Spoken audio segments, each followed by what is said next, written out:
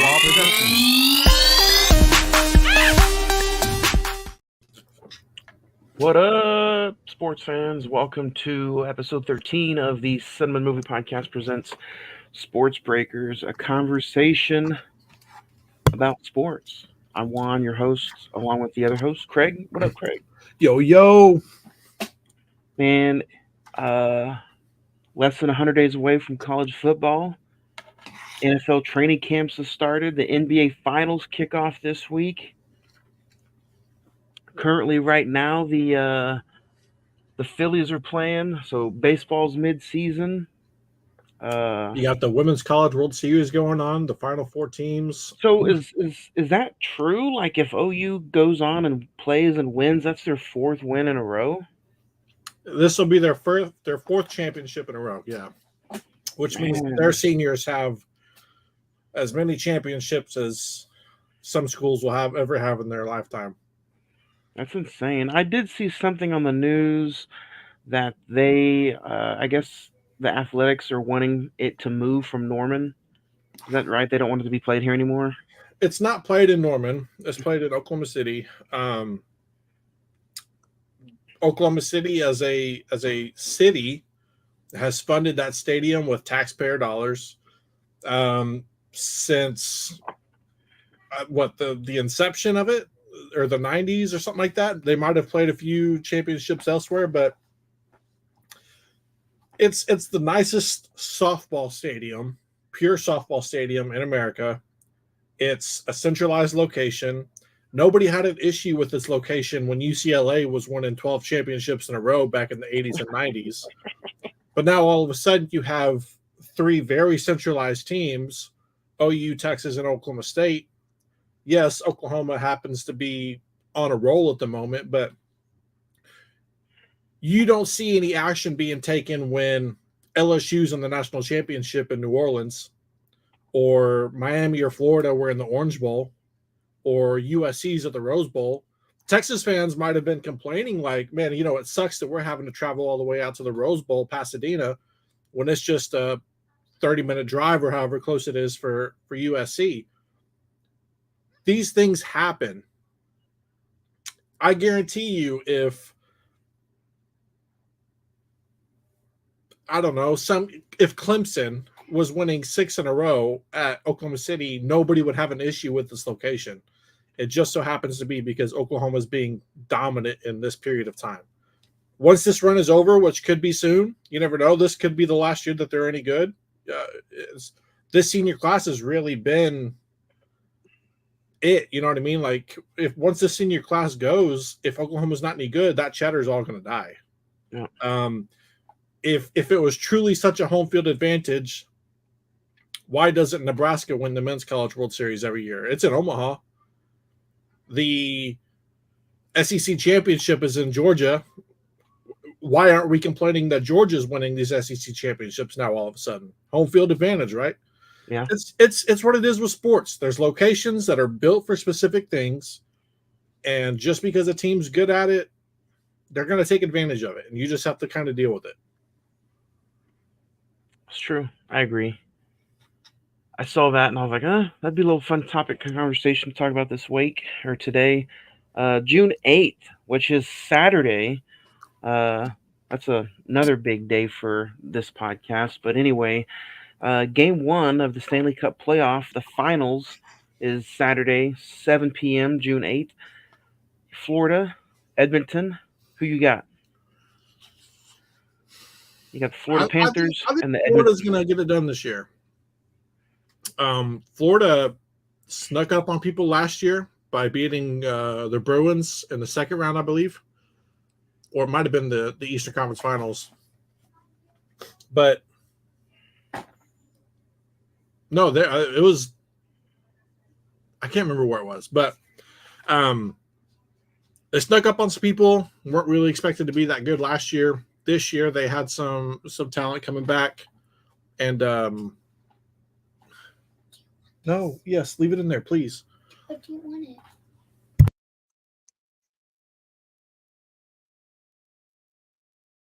I'm gonna go Edmonton. I don't think you can pick against Canada when it Connor comes. McDavid's pretty good too. So, I mean, I wouldn't doubt it. But,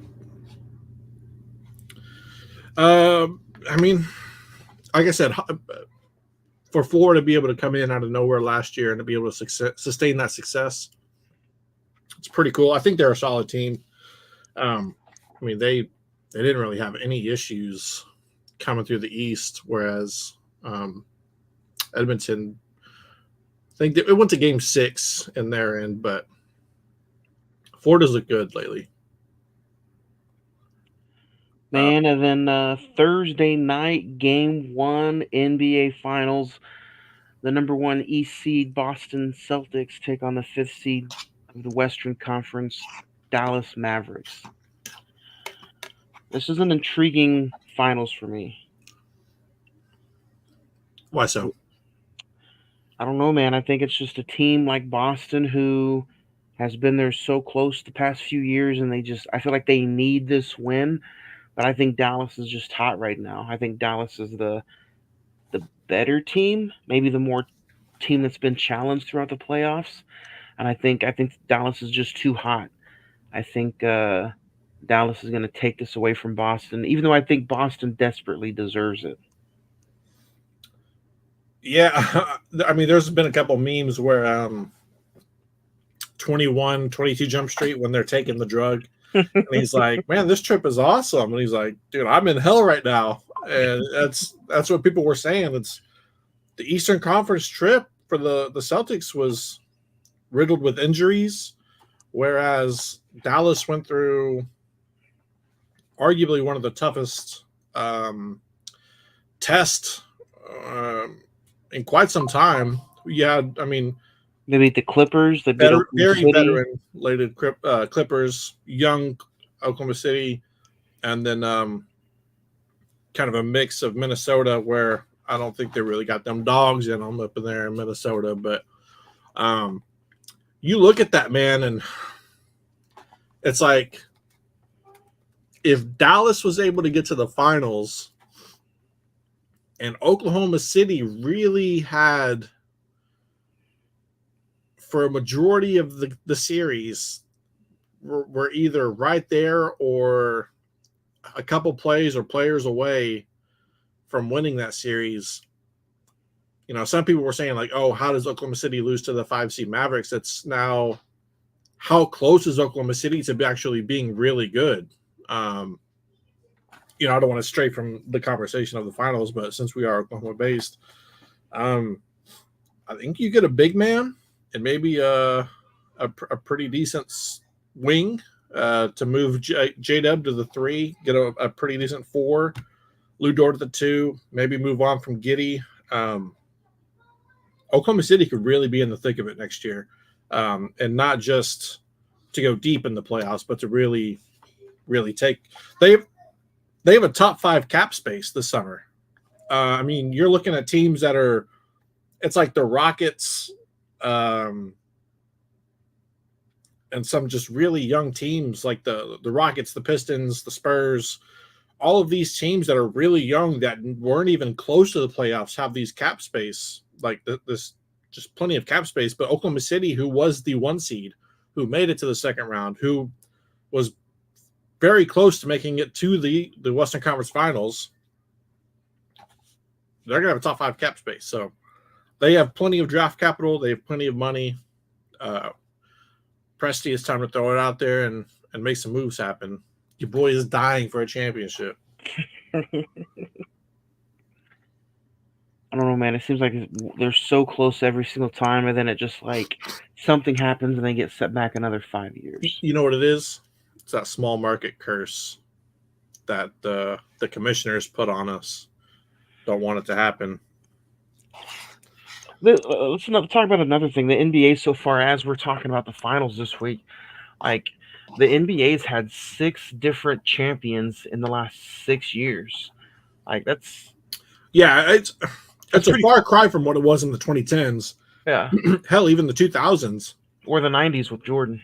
Yeah, I mean, so if you were to look at the 90s, Jordan, 2000s, Lakers, Spurs, I think they split championships that in the 2010s. The 2010s, Warriors, LeBron and Warriors, because it was either LeBron winning at Miami, Cleveland, or LA and the Warriors. And then, but yeah, over these last 6 years, you've had Milwaukee, Denver, Cleveland, or Milwaukee, Denver, LA. Yeah, I mean, if you want to throw Cleveland in there, Toronto, and then this year would make it Boston or Dallas. So, you think that parity? So, as just an NBA fan in general, do you like stuff like that, or would you rather see some dominant teams win like 2 or 3 out of 4? I'm trying to see the Thunder. I don't care who it is. Let me see some Thunder in there, man. I got a little taste. I need the whole thing, man. You don't want just a Western Conference championship, do you? Or division? No, I nothing more in my life would make me happier than OU to win a natty, the Thunder to win a championship. Okay, you could only pick one to happen in the next 5 years. What would you pick? OU winning a national championship, by far OU, or the Thunder winning an NBA championship? OU by far. OU by far. Now, if you were to say 2 Thunder, 1 OU, might have some competition, but OU by far, especially heading into the SEC and knowing the schedules that we have the next 2 years. Oh, well, OU's national championship window's closed already, so. No. It's like this. We're peeking in there right now. This class we have coming in is really good. So it's like that Planet of the Apes meme. Oh no. Yeah. No, that's all the other teams. You come in. What are you putting your head down for? What are you eating? Some Chinese noodles? No, Mallory made some salmon. Okay. Some salmon, rice, broccoli. So I am excited for the finals this year. I mean, I think, me personally, I would like to probably see Dallas get it, even though Boston is man, they've been in the thick of things for the last few years. I feel they've been in the thick of things for the entirety of the NBA. If they don't get this, how hard of a reset do you see Boston maybe doing?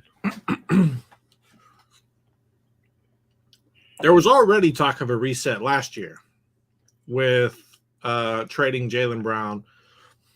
Jaylen Brown ends up winning Eastern Conference Finals MVP, even though Tatum and him had similar numbers. You added Porzingis, who Consentite. You have a really solid team, top to bottom. You have depth. You have Derek White, who teams would dream of having a 40-point scorer any given night. Would it shock you if Dallas just chokes and Boston wins 4-0? No. You wouldn't be surprised at all? It would not shock me one bit. Because Dallas has the pieces to play. Boston has the pieces to play Dallas in a multitude of ways defensively. They have a good wing in Jaylen Brown to be able to cover, cross-court passes. They have an up-in-your-face guy, Derek White, Jason Tatum. They just have a really Drew Holiday. I mean, you get lost in the shuffle of all these people, and Drew Holiday was a key piece in Milwaukee's championship run just a couple years ago. So it's just like, I agree with you. If Boston doesn't win, you have to take a hard look in the mirror and think to yourself, where are we going wrong? Because I wouldn't say it's the coach. They had a different coach the last time they went to the finals, or the Eastern Conference Finals with Udoka, and now they have the current guy that they have. So they've had a multitude of coaches, but the primary players have been the same. Now, Jason Tatum kind of folded the last time they were in the Eastern Conference Finals. They came out of it this time. Teams weren't that good in their entirety of the run, but if if Jason or Jalen don't step up and play up to superstar capabilities, they have to move one of them. You have to. This is not a, oh, we'll try again next year. You had one of the easiest paths to the playoffs or the finals, even amongst the LeBron James teams. Yeah. There were some easy paths for LeBron James. I mean, let's just be honest. The East is not very good, but Milwaukee kind of, didn't. I feel like it's always kind of been that way. It's because the East is not very good. The West has literally had, it's like a 70-30 split of superstars over the last 15 years. Yeah. Spurs, Lakers, Dallas, Oklahoma City, Golden Warriors, State, Portland with Damian Lillard, John Morant, Houston, Clippers. I saw a funny stat that was like now, like LeBron's playoff record in the East now that he's in the West has been like completely night and day. And like people are arguing online, he's in the West, but now he's like also 10 times older. And I'm like, yeah, but he's supposed to be considered the GOAT. Yeah. No, the East is if you can build a super team in the East, you're almost guaranteed a finals run at this point. Yep. Milwaukee was there, but they were riddled with injuries. Miami lost their key pieces. Miami lost I've never seen more role players have a bigger role on a team than God, I can't even remember their names. That's how big of a role player they were. But they had like 2 or 3 people leave that went to other teams who didn't do very well this year. And you look at Miami and they're not able to do much this year. Of course, Jimmy Butler was hurt, but yeah, the East was a cupcake. The West was pretty tough. If you want to look at the finals and say Dallas has been tested, they know what it takes to win. Well, Boston hasn't really played anybody. They're well rested. So if you want to look at how serious is Luka's knee injury, then I also look at Miami as like probably one of the biggest letdowns. On paper, they look like they're good, but like you go back and look at the record, like 46-36 in a very mediocre East. Well, they were pretty banged up all year. Tyler Hero was hurt. Jimmy Butler was hurt. Bam was hurt. It's the nature of the game. You get hurt, and that's why I think they were talking about the mid-season tournament champion having a guaranteed spot in the playoffs. That needs to be cut out immediately because the in-play tournament or just the shot guaranteed. The in-season tournament, there was talk that the in-season tournament champion could have, if they're good enough to have a top 8 spot, they're good enough. But if they aren't good enough, they might get that guaranteed 10 spot. And I think that's ridiculous because injuries happen. You say a team is really good, they win the midseason tournament, and they lose 2 of their star players. They say Boston lost Jason Tatum and Jaylen Brown. They're not going to be. That just sounds so stupid. Honestly, that sounds like some fucking WWE stuff. Like, oh, Money in the Bank winner automatically gets a shot. It sounds like the NBA is just needing more eyes before the All-Star game, or before the All-Star break. Yeah.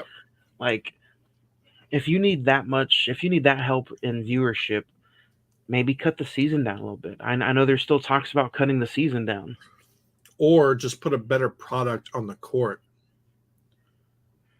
I really do think the NBA has a hand in games. The Luka crying like a child every single time up and down the court doesn't help one bit, especially as a team that played him. Like, you look at Oklahoma City when they played Dallas, and it's like, yeah, you saw a couple people like seriously, like, come on. But it was like Luka would get breathed on, and he's just like, ref, like, what are you doing? We're crying, jumping up and down like a little baby. So that's why I don't want Dallas to win. Well, but you know how many times it's happened throughout the decades of like the NBA, like a main star just always Right. it's always like But it's gotten worse. The flopping has gotten worse. The amount of foul baiting has gotten worse. Um, the the defense is not given as much so that the scoring output is higher. Um, you're taking a game and skewing it to allow things to happen when if you gave us the pure game and allowed it to be called even 50-50 between everybody, you would honestly get more viewers because people aren't seeing it and being like, well, this is stupid. I'm not going to watch them give this guy a flop and it's an offensive foul. Like, I think that's through all through major sports right now. I saw in baseball the other day, one of the top players that people pay to go see has the most ejections in the league right now. yeah, And then like in the NFL, it's the same thing. They cater to the offenses so you can see a 45-44 game, and it's all about viewership and yeah. how many people can tune in on TV. Um, It's kind of Targeting doesn't help. And NFL's really the holding aspect of the game can be rigged. It's hard to lay off on hits, man. I played high school football and it's hard to do that. You know what I mean? Like I haven't even been able to do levels up ahead, but it's just the things that they can control that they have skewed so far one way really hinders the game. And you know if what you're, really go ahead. I was gonna say, if you're just not a diehard of a fan, the casuals are getting shied away from. That's why you're seeing so many more people go to hockey because hockey does not play around. There are since I've started watching hockey, I've noticed that there's very little where you're just like, why did they call it that? Why did this happen? Like you don't really see that in hockey. Like things play out. There might be a time where you're like, oh, it sucks because it went this way or the other, but it's like it's really a bang bang play. But these other sports where they can control it, I feel like they are controlling it, and it's really turning the casuals away. It's also upsetting because they NFL, NBA, they want to use the excuse that this is for player safety, and it's the complete opposite. I don't feel like they're doing this for player safety. Yeah, I feel like they're doing this just I don't know. yeah, I know. But I do. What do you think about the NFL introducing those extra padded helmets? Players, if they want to, can now wear those in season starting this year. During practice. They can't. I saw something on ESPN where they said they can wear them during the end game now. You can wear them in game. Um, from what I saw, I don't know. This could be new to me, but before you could only wear I can't remember what they call them. They're like the padded helmets that you put over your helmet. Yeah. You could wear those during OTAs and everything like that, leading up to the season. But during the season, you couldn't wear them. You had to wear, it was just helmets during the regular season for practice. And it's just a way because helmets when you're hitting it's plastic on plastic. It's there's nothing there to absorb it. It literally goes into the helmet and then the padding underneath. But by the time it hits the padding underneath, you're still getting all that shock. Whereas you have this padding on the outside, it's cushioning the blow. You're getting less of an impact whenever you're doing it, hitting. I believe that's what you're referring to. Yeah. Because I thought I saw something where they could use them in regular season games. if they start implementing that into regular season games, I think it'll turn a lot of people off.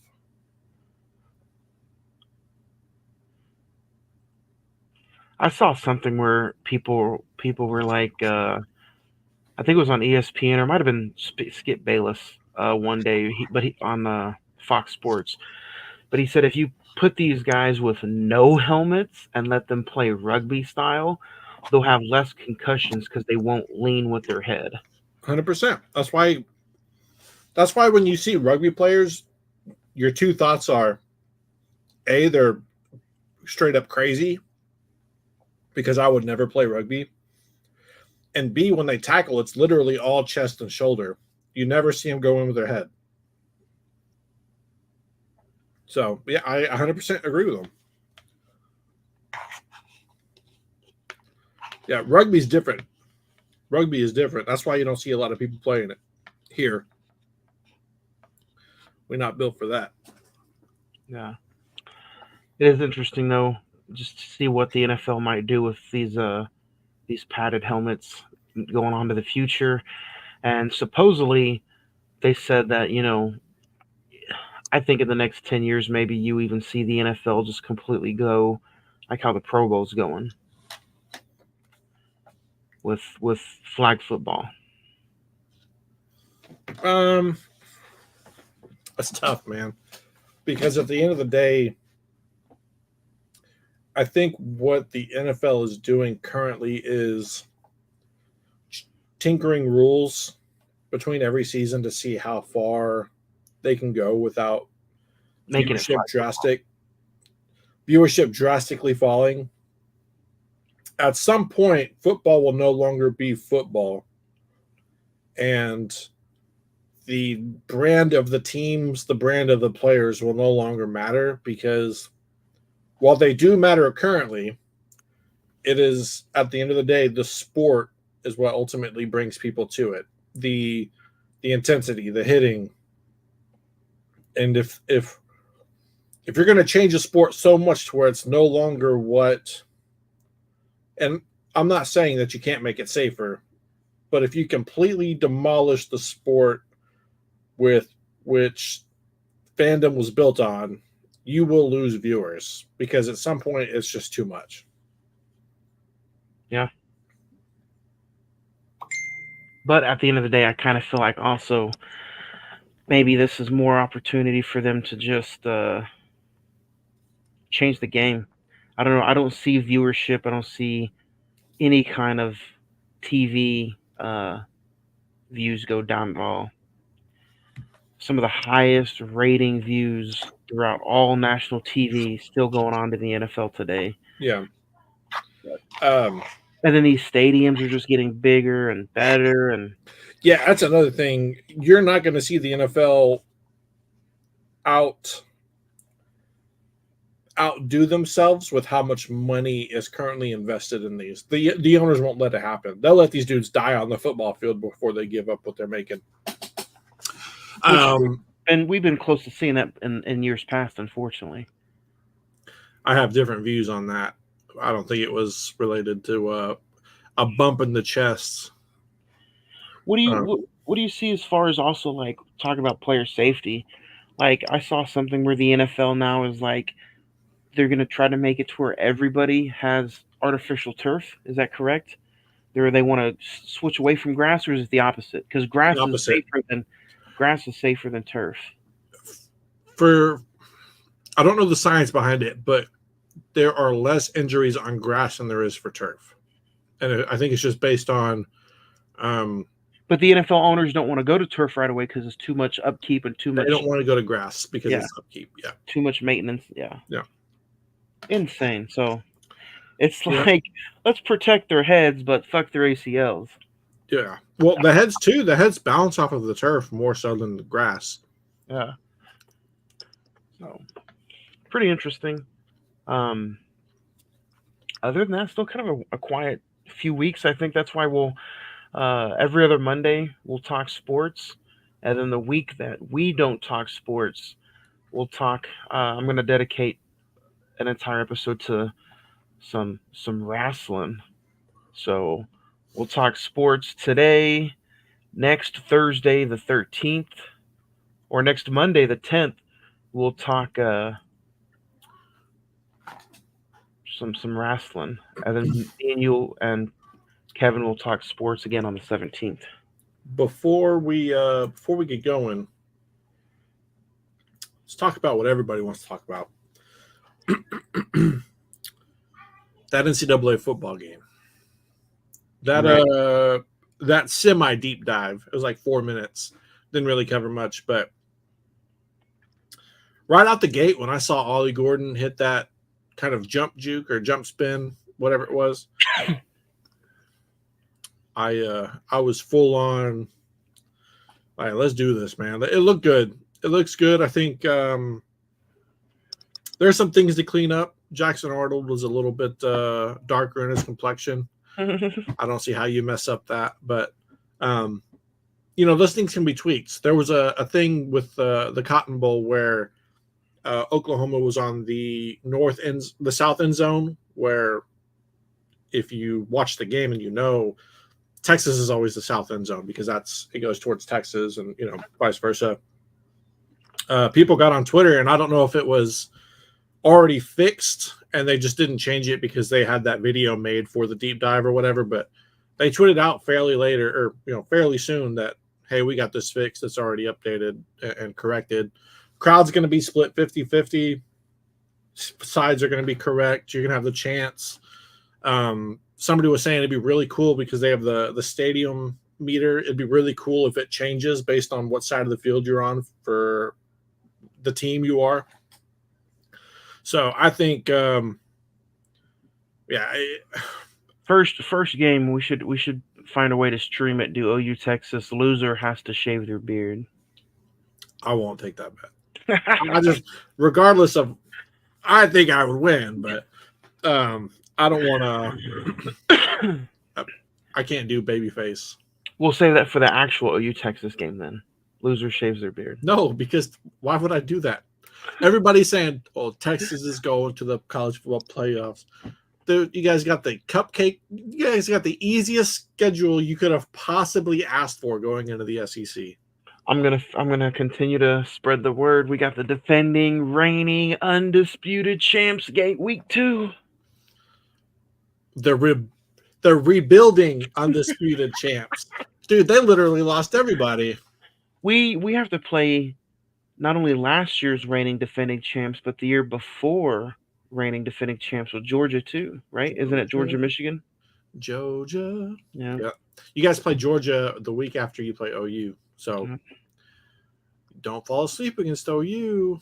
We're not going to sleep. I know, because we beat y'all last year. We're going to be in the game.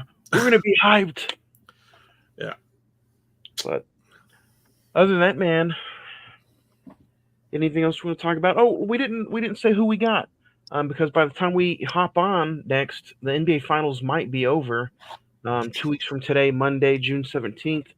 I'm going with Dallas in 6. Who you got? Boston in 5. All right.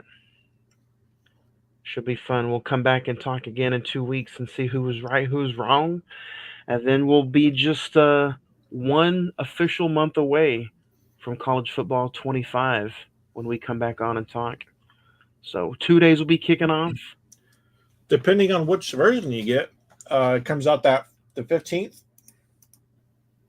So you not pre-order, but you get the deluxe. It'll come out on the 15th. Man, I feel like I'm missing something, but I think June will go by pretty quick. You got the Star Wars show coming out on the 5th. You got House of Dragons, the Game of Thrones show, coming out on the 16th. So it's not in 2 weeks. If we can make it to the 5th and the 16th. Let's just make it to July 4th weekend. We make it to the 16th, I'll be good because I'll start to have a lot more stuff on my plate. And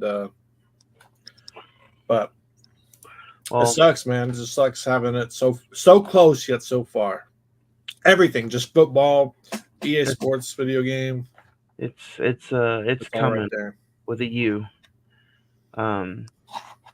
Huge packed summer for this channel, Ema Swap Productions YouTube channel. Hit us up on the Facebook page, facebook.com/The Cine-Men Movie Podcast, Instagram /The Cine-Men Movie Podcast.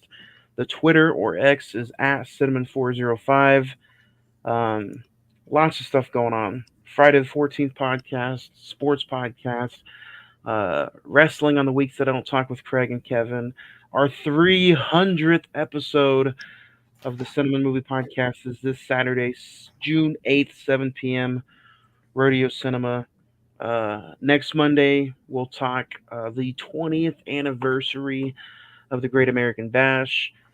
So lots of stuff going on this week. Next week, college football comes out in just a few weeks. So I'm excited. Busy, Yeah, busy summer. yeah. So the more stuff I put my hands in, the quicker it seems to go by. So hey, I'm trying to do everything, man. I'm trying to do men's baseball, women's softball, hockey, basketball. the Olympics start in a few weeks, right? The Olympics start. That'll really get things going because Yeah. usually when you watch the Olympics, it's there and gone, and it's 12 days, 10 to 12 days. So Which means more basketball. So the technically the NBA Finals, isn't the end. us versus the world. Yeah. Pat McAfee, his podcast has been going crazy. He called what's that chick's name? Caitlin. He called her a white bitch the other day on his show. He was like he had a really rave rant, and I don't know. He wasn't mad at like her, but he called her a white bitch, and it just continued to go. Caitlin Clark. Yeah, you should look it up. He had a pretty fascinating rant. So, but other than that, man, I think that'll do it for us here. And if everybody enjoy the finals, enjoy the Stanley Cup Finals, and we'll talk to you next week, next Yeah, Monday, 20th anniversary of the Great American Bash, and don't forget Saturday, 300 episode, Saturday, June 8th. yeah. I mean, by the time we come back, we're gonna have an NBA champion. We're gonna have a Stanley Cup champion, Yep. women's softball champion, men's baseball champion, um, probably a swimming champion, namely Texas. I know they have a lot of swimming trophies. Hook 'em. We'll probably be close to the Olympics, getting ramped up on that. So quite a bit to talk about next time we come back. I think it'll be a good conversation. Yep, should be fun. And don't forget the American Nightmare. He's still champion too. Cuddy Rhodes. All right, guys. Have a great week. Have a great 2 weeks. Enjoy the NBA Finals. We'll talk to y'all next week.